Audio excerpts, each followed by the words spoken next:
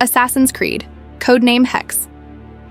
This is where I really want to see Ubisoft take risks. 16th century, witch hunts, the Inquisition, assassins. According to insiders, the main heroine is a witch. There may be possession and even into cats, and the game likely won't be a massive Odyssey/Valhalla scale RPG.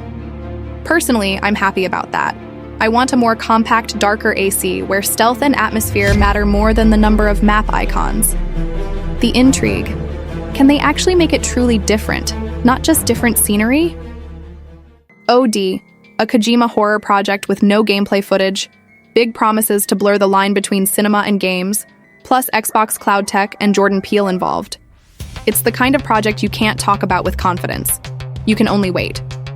My opinion, if anyone can make a horror game the entire internet talks about even before it's out, it's Kojima. But the intrigue and the risk is pure Kojima too. It could be genius, or so weird that half the audience calls it a masterpiece, and the other half goes, "What was that?" Max Payne 1 and 2 Remake, Remedy on their Northlight engine. My personal hope, if they keep the noir, the rhythm, the pain, and that signature gunplay, it'll be a celebration. Max Payne can't be a sterile modern action game. It needs to feel sticky and mean, like wet asphalt at night. The intrigue is how they'll merge two games into one package, and what exactly they'll choose to reinterpret, and what they'll dare not touch. Marvel's Blade by Arcane Lion already sounds intriguing. Paris, vampire hunting, and the key point. Arcane excel at style, level design, and smart combat. I want it to be more than a linear slasher. I want an approach matters game. The intrigue, how much Arcane immersive DNA will be there, and how much pure action. If you're still here, you're living in the same mode. Waiting, release, delay. Right. Which remake are you waiting for most? Gothic, Max Payne, Black Flag, Prince of Persia, or Splinter Cell? And now, survival, strategies, and the projects that could become the year's surprise hit. Black Frost, The Long Dark 2. Survival in a frozen world after a geomagnetic storm, but now with towns, NPCs, traders, more dangerous wildlife, mental state mechanics, and co-op. I love this concept of survival not against monsters, but against reality. The intrigue is whether co-op will amplify the atmosphere or kill that lonely single-player tension. If they nail it, it'll be that exact cozy cold that gets under your skin and keeps you playing. The Blood of Dawnwalker, a dark fantasy RPG from people connected to The Witcher 3. You play a half-vampire with 30 days to save your family, a timer that advances only after quests, and a bold promise. You can kill almost any major character, and it changes the story. Here's my opinion as straightforward as it gets. I love games that aren't afraid to let you break the script. If they truly deliver that kind of replayability, it'll be massive. The intrigue is that ambitious RPGs often crash into reality, budget limits, and the need for serious polish. Assassin's Creed 4, Black Flag Remake. If it really happens, it needs exactly two things: modern visuals and a rework of the boring, tailing, shadowing missions. That's it. Naval adventures, islands, treasure, sea shanties, timeless. And I'm personally terrified of one thing: that they cram in extra RPG layers for progression. Black Flag is beautiful because it's free and simple. BioShock 4, little official info, but rumors say it may be set in an Antarctic city in the 1960s and connected to previous games. Also, a new studio, Cloud Chamber, with people who worked on the franchise. My take: BioShock is needed not as another shooter, but as an idea-driven world you want to dissect. The intrigue, a long silence always raises eyebrows. Prince of Persia, The Sands of Time Remake, a 2000s legend, parkour, combat, time manipulation, and an Eastern fairy tale vibe. The project went through a restart, which stings, but there's hope they genuinely want to bring the franchise back the right way. I really want this remake to land, because Sands of Time still feels genuinely unique even today. Silent Hill, Townfall. A horror adventure with almost no concrete details. The mystery hangs on a single teaser and the promise of a nightmarish game. It's being made by No Code, a studio that's great at atmosphere and weird, unsettling stories. My opinion, Silent Hill works best when it doesn't try to be an expensive theme park ride. It gets under your skin and leaves a nasty aftertaste. The intrigue is how it connects to the series' lore, and whether it leans into quiet horror instead of turning into a cheap jump scare corridor. Heroes of Might and Magic, Olden Era, a prequel. Early access in 2025, with the full release expected in 2026.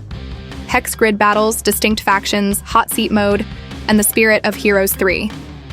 And my inner fan says this: if they nail the balance and that one more turn feeling, it could be the comeback of the decade for the strategy genre. The intrigue?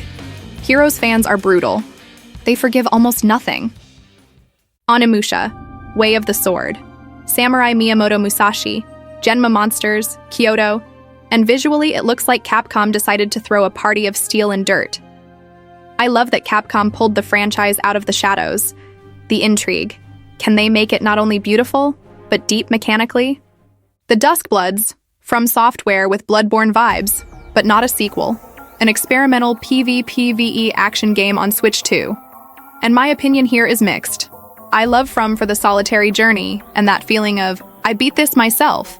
But I'm wildly curious what happens when their design genius collides with a multiplayer structure. The intrigue? PvPvE could become a new peak, or the most toxic experiment of the year. And yes, this is one of those games people will discuss endlessly even if they don't play. Splinter Cell Remake, classic stealth, linear design, the spirit of the original, modernized gameplay, Snowdrop engine. I'll be honest, I want stealth to be smart again, not sit in a bush until the AI goes blind. The intrigue. Can they keep the complexity and tension without turning it into casual nostalgia? Lords of the Fallen 2, a Souls-like, co-op, and possibly the return of the Between Worlds mechanic. I'm cautiously optimistic. Huge potential, but old risks, balance, performance, are still there. The intrigue. Can they grow from almost worked into, this is actually great? Light No Fire, a fantasy sandbox the size of Earth. No story, but exploration, survival, co-op, and the promise you can climb every mountain you can see. My opinion, after Hello Games redeemed No Man's Sky with years of updates, they have trust credit. But still, this is the kind of project where words sound like sci-fi. The intrigue. Will the world feel alive so size doesn't become emptiness? Halo. Campaign Evolved. A remake of Halo's 2001 campaign on Unreal Engine 5, with updated cutscenes, dialogue, slightly improved level design, mechanics like sprint, aiming, plus 3 prequel missions. I love Halo as clean sci-fi, simple story, huge atmosphere. The intrigue, can they modernize it without breaking the original pace and sense of adventure? Forza Horizon 6, the racing festival in Japan. Narrow streets, mountains, biome variety. My take, Forza Horizon is comfort dopamine, and Japan is one of the most desired settings. The intrigue is small. Just don't fix what isn't broken and overcomplicate the fun. Marvel 1943, Rise of Hydra, Paris 1943, Captain America and Azuri, Black Panther, and Amy Hennig involved. A name that instantly boosts trust in cinematic storytelling. Personally, I'm hoping for a more grounded story without endless superhero fireworks. The intrigue. Can they blend heroics and war drama without that Disney gloss feeling? Exodus, a sci-fi RPG shooter with squad commands and a time theme. Travelers move at extreme speeds and time flows differently for them. Plus, it's made by ex-BioWare people tied to Mass Effect, with big-name voice actors. My opinion, if they hit that big space epic with a heart, it could become a new major RPG franchise. The intrigue. Debut projects often hurt from ambition overload. They need iron discipline. State of Decay 3. Zombie survival where death isn't reload, but switching to another survivor in your community. One of the coolest ideas in the genre because it makes losses real. I want the third game to become the definitive community apocalypse simulator. The intrigue, long silence, and few details, but the potential is huge. Judas, Ken Levine's new game, BioShock creator, with a narrative constructor that builds the story based on your actions. Honestly, I love games that try to be smarter than average, even if they sometimes overdo it. The intrigue is whether choices will feel truly meaningful. not cosmetic. So you're not just picking dialogue, you're shaping your own version of the story. Clockwork Revolution, Steampunk, The City of Avalon, a ruler who suppresses dissent through time travel, and in style promising strong variability, player choice, and branching outcomes. My opinion, this is one of those RPGs that can suddenly steal the show from bigger brands if the reactivity is real. The intrigue is how deep they'll let you break the world, and how far the consequences will actually go. Replaced, alternate 1980s USA after a nuclear catastrophe, an AI trapped in a human body, cyberpunk, pixel art plus modern lighting, a dark story, and Arkham-style fights, as promised. I honestly think this game has a shot at becoming the indie hit everyone talks about, because the visual style already sells the emotion. The intrigue. Can they maintain quality across the whole game, not just in trailers? And now the final question that decides the comments section. If you could choose only one game from these 40, which one would it be? My personal hype list, pure interest only, no fangirl screaming, is GTA 6 as a phenomenon, Pragmata as an experiment, The Blood of Dawnwalker as an ambitious RPG, Splinter Cell Remake as a chance to bring smart stealth back, and Crimson Desert as a potential either legend or disaster. That's it. Write your top 5, and be sure to add which game, in your opinion, is unfairly overlooked and should be in the next part. And in the next video, we can do a top 10 of the projects most likely to get delayed, because that's also a tradition.